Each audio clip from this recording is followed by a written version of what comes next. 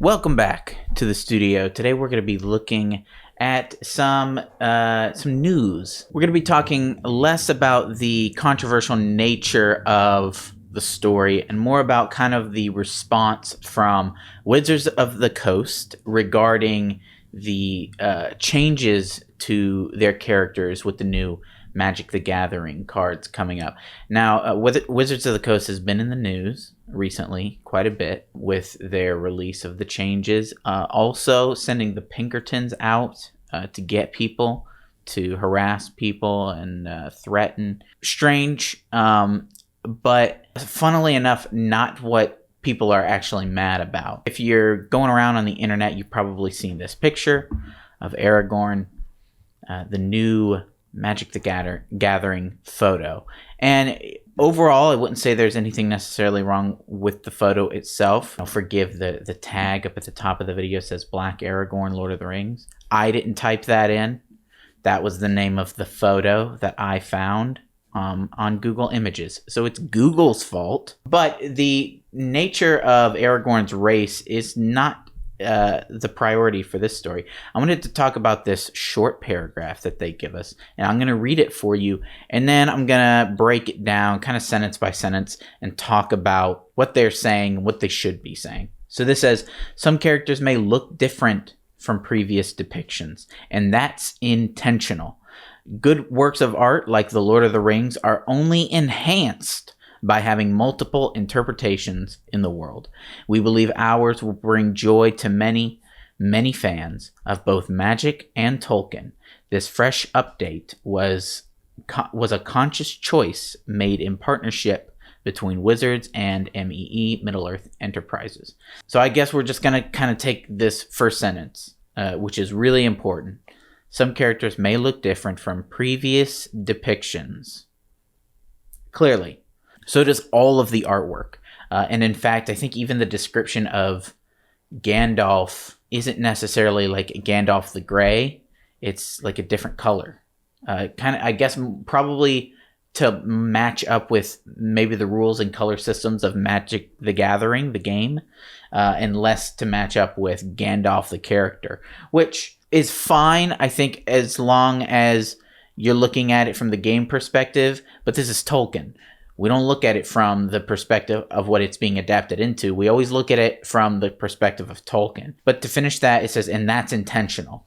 So every decision that they're making, they're doing on purpose. They're thinking about it, talking about it, and negotiating. Why this picture is important is because not only is Aragorn different, Anduril is different. The sword is more golden. It's got light coming off. It's got runes. It's blue. It's not a bad looking sword. In fact, I would say in some senses it's quite beautiful. It does feel kind of stereotypically fantasy elements. It doesn't have a unique look or unique feel to it. Going so far as to this symbol here above the runes looks kind of like the Sheikah symbols from The Legend of Zelda, and even is glowing blue like the Sheikah symbol from The Legend of Zelda. So they're purposefully changing these things to make it look more like Magic the Gathering and less like The Lord of the Rings. And that's not usually an issue, except, like I said before, this is Lord of the Rings. Moving on to the next sentence, and this is the most important sentence in this response.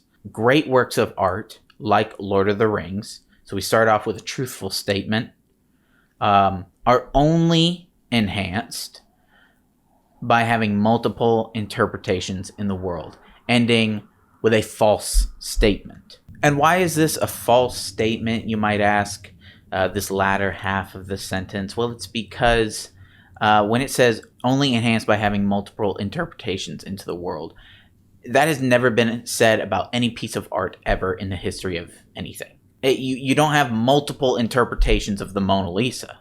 You have homages to the Mona Lisa, maybe even adaptations of the Mona Lisa. I wouldn't say that those different, versions, they're more paying homage to the original, but they are not enhancing the original. They're not making the original better. And pay attention to the wording, because this is purposefully misleading. And it's intentional. It's intentional what they say. They say interpretations, multiple interpretations of Lord of the Rings.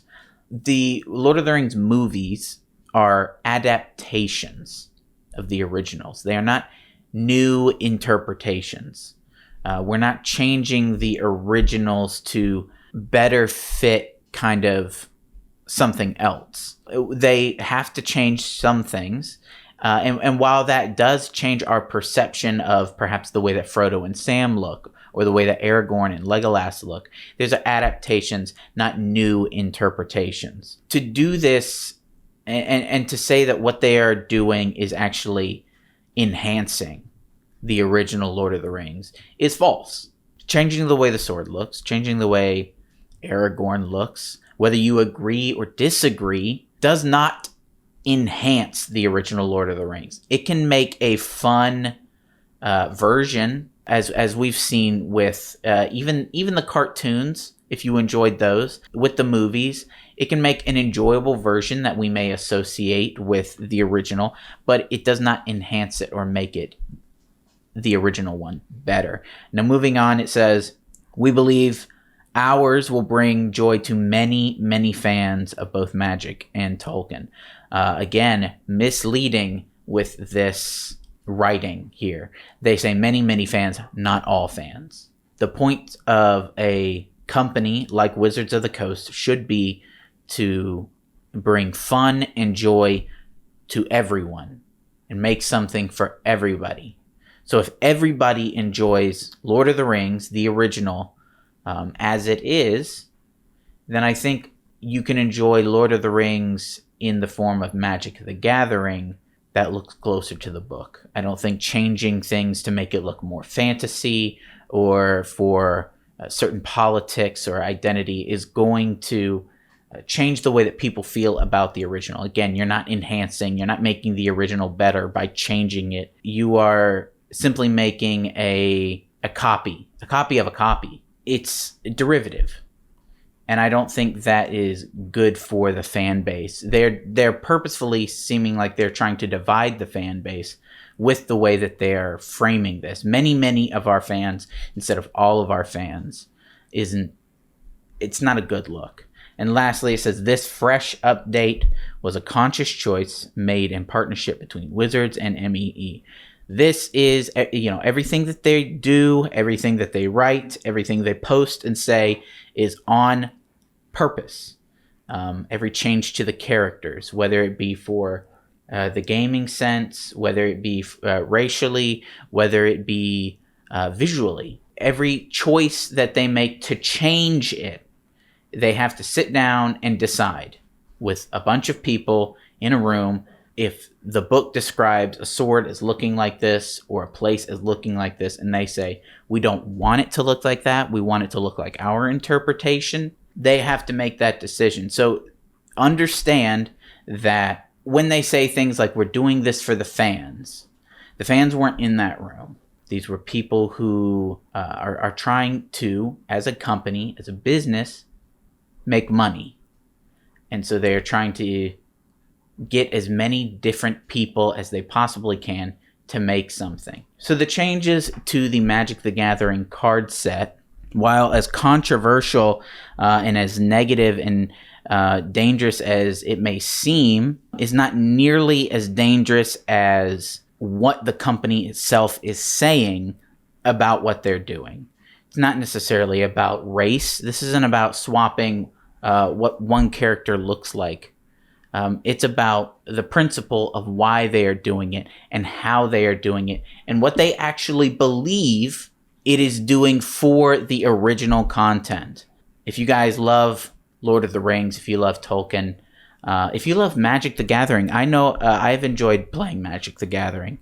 Tell me down in the comments, what do you guys think of this whole situation? What do you guys think of Wizards of the Coast releasing this paragraph and the way that they've worded it? Like this video, subscribe to the channel, and we will see you guys in the next one.